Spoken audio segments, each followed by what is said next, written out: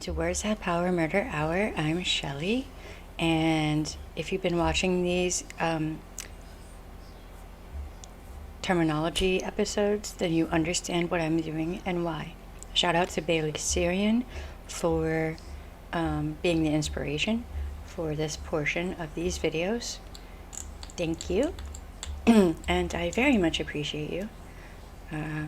That mascara, the Princess Lash or whatever mascara, is amazing. Just amazing.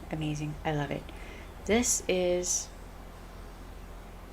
it's like a pink color of lip gloss. It's the hold on. Super Lustrous The Gloss Revlon. It's pretty good.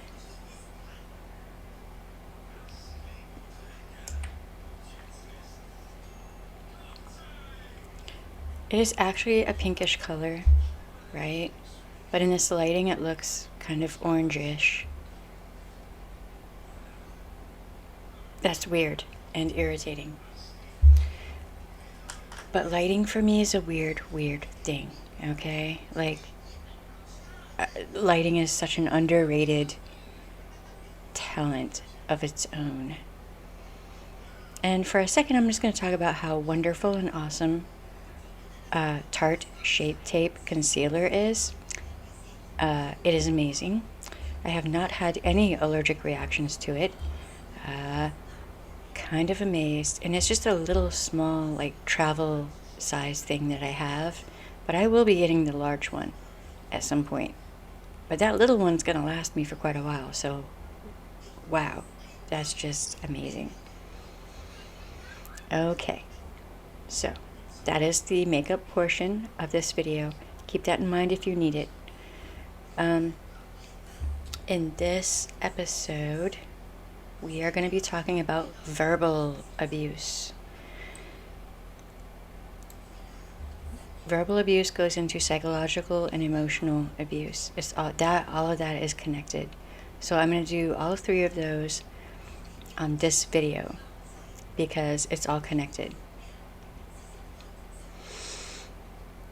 along with other parts. But verbal abuse, a lot of the time, that's where data mining will come in. So an abuser will data mine and figure out the things that a person does or does not like, and then use those things to entice a person in. That's what they do like, right?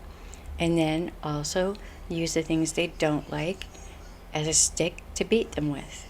So you don't like being called the B word, so they call you the B word every other sentence if they're angry at you, right?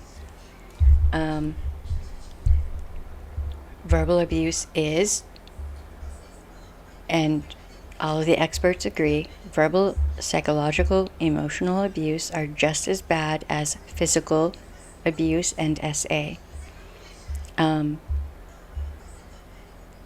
Some things attack your body and some things attack your mind and your emotions. And the emotional part, the psychological part, can take longer to heal from. So just because you cannot see wounds doesn't mean that there are not wounds there. Keep that in mind. A lot of the time, the verbal abuse can be really insidious and subtle, and not everyone will understand that what is being said to the victim is actually abuse.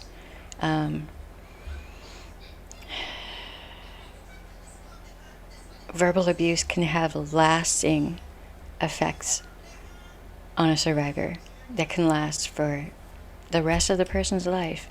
That's why it's so important, if a person is young, like Onision's victims, the abuse they suffer when they are young will more than likely stick with them for the rest of their life. They will have to be in therapy and treatment for quite a while, because he is so heavily verbally manipulative, and he takes great pleasure in trying to present himself as being better than, smarter than, stronger than, just in every way, lessening the importance of anything to do with his victims, anything, how they feel, what they think, what their opinions are, what they say, what they do or do not like. None of it matters. It's all about him. And that is a classic narcissistic abuser. So that verbal abuse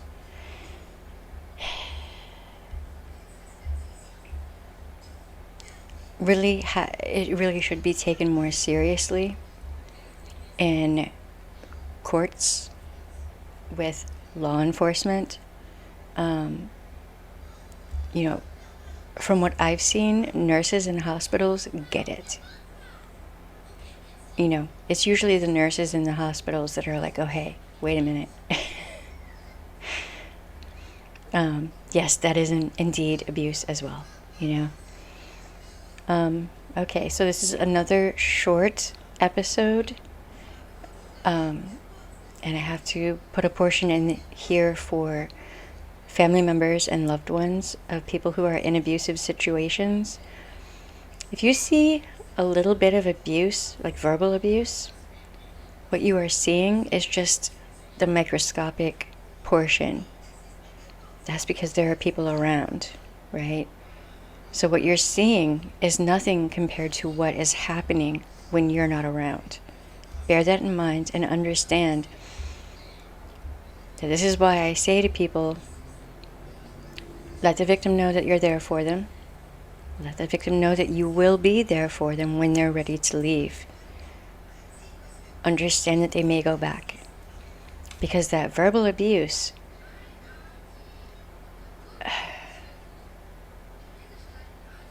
the grooming portion can happen repeatedly. So let's say a victim leaves, right? Most victims will leave up to 8 times before they leave for good. Many victims, for many reasons. But understand that, remember how I talked about the carrot and a stick, right? They'll be all nice, sweet, lovey-dovey, whatever, grooming that victim to come back, love bombing, using all of their tactics to get the victim to come back, right? That's the carrot. And then once they come back, the stick comes out again, all right? So if you're a loved one or a family member or a friend of a victim, don't become impatient with them.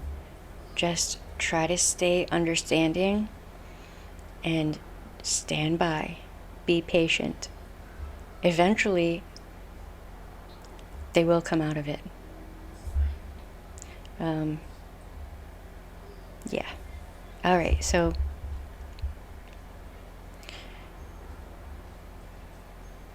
I want y'all to remember that your no has meaning and should be respected. You have the right to say no. And if your no is not respected, then cut that person out of your life because you don't need them. You don't deserve to be abused. You don't have to stay in that situation. You're not stupid. You are worthy. There are people out there who will love you. You can find someone better. You can have a good life. You can thrive outside of the abusive situation. The abuser is not the end-all be-all. I'm saying that for a reason. If you're in an abusive relationship, I'm saying the opposite of everything that your abuser says. Because your abuser is lying to you. All right. Wear a mask, wash your faces and your hands. Be safe out there, y'all. Thank you for watching Words Have Power Murder Hour. Please remember to like, share, subscribe, follow, comment, do all the things. It helps us with the algorithm, which helps get the videos up where people who need them might see them. Thank you, and Have a good day, night, whatever. Bye.